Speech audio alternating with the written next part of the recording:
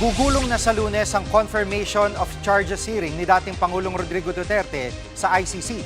Pero hindi raw dadalo ang dating Pangulo. Live mula sa TV5 Media Center, nangunguna sa balita si News 5 Justice Correspondent Camille Samonte. Camille, pwede nga bang hindi dumalo ang dating Pangulo sa naturang pagdinig? Jiggy, wala pang desisyon ang ICC kung papayagan ito ang hindi pagdalo ni dating Pangulong Rodrigo Duterte sa confirmation of charges. Sa liham na ipinadala ng dating Pangulo sa ICC Pretrial Chamber 1, nanindigan siyang hindi niya kinikilala ang jurisdiksyon ng ICC para dinggin at litisin ang kanyang kaso.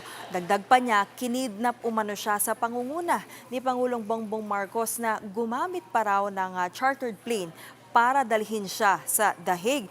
Tinawag ding kasinungalingan ni Duterte ang paratang na siya ang nanguna sa extrajudicial killings. Ipinakalat daw ito ng mga kalaban niya sa politika. Sabi pa ni Duterte, ayaw niyang dumalo sa pagdinig na malilimutan din naman niya matapos ang ilang minuto. Matanda, pagod at mahina na raw siya. Tanggap daw niya na maaaring mamatay na siya sa kulungan. Kumpiyansa naman daw ang dating Pangulo na kayang kontrahin ng kanyang legal team ang ebidensyang ilalatag ng prosekusyon laban sa kanya. Jiggy?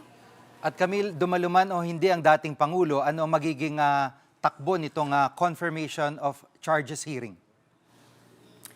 Jiggy, tatalakayin sa pagdinig na yan ang saklaw ng kaso ni Duterte.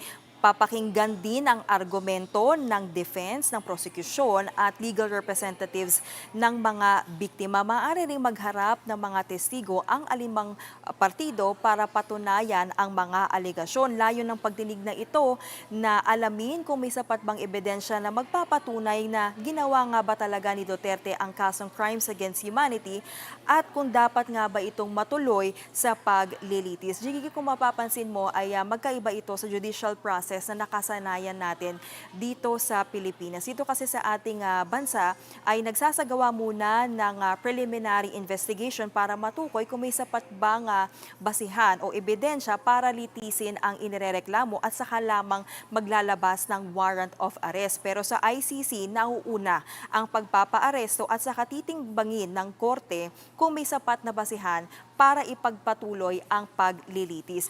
Jiggy, sa huling araw ng confirmation of charges ay ire-review rin yung pagkakakulong ni Duterte alinsunod sa rules ng ICC. Jiggy? At dun sa desisyon ng dating Pangulo na wag umattend dito sa hearing na ito, ano naman ang reaksyon ng kanyang mga kalaban? Jiggy, ayon kay mamamayang Liberal Representative Laila De Lima, ang pagpapadala ng liham ni Duterte sa ICC ay patunay na nakakapag-isip siya ng maayos. Patunay raw ito na kaya pang depensahan ng dating Pangulo ang kanyang sarili. Maituturing din daw na estratehiya at propaganda ang mga laman ng liham ni Duterte. At Camille, nakabinbin pa rin sa Korte Suprema yung petisyon na kumukwestiyon sa pagpapaaresto sa dating Pangulo. Anong update dito? Jiggy, hanggang ngayon nakabinbin pa rin itong mga petisyon nga sa Korte Suprema na kumekwestiyon sa legalidad ng pagkakaaresto nga kay Duterte. Pero nanindigan ang DOJ na may executive prerogative para i-extradite o isuko ang isang individual na may warrant of arrest. Gayunman, susundin at respetuhin daw ng DOJ ang magiging pasya ng Korte sa usaping ito. Yan muna ang latest. Balik sa iyo, Jiggy. Yan ang ulat ni Camille Samonte live mula sa TV5 Media Center.